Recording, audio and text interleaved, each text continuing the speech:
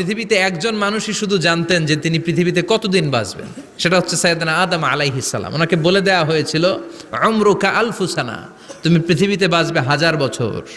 কয় বছর? সাইয়েদনা আদমের সামনে অনেকগুলো রুহু রাখা হলো। সাইয়েদনা আদম বললেন, এরা কারা?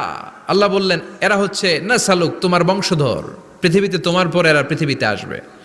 সাইয়েদনা আদম বললেন, আল্লাহ ওই যে একটা রুহু দেখা যায়, এটার নাম কি? আল্লাহ বললেন, হাদা ইবনুকা দাউদ, এটা তোমার ছেলে দাউদ, সে দুনিয়াতে নবী হয়ে আসবে, তার ছেলে সুলাইমানও নবী হয়ে আসবে। সাইয়েদনা আদম বললেন, মাবুদ, আমার ছেলে দাউদের কত বছর হায়াত আপনি দিয়েছেন? আল্লাহ বললেন, 40 সানা, মাত্র 40 বছর, 4 ইয়ার্স, 40 বছর তোমার ছেলেটা বাঁচবে। ও আল্লাহ, আমি বাঁচবো কয় বছর? তুমি বাঁচবা 1000 বছর। সুবহানাল্লাহ।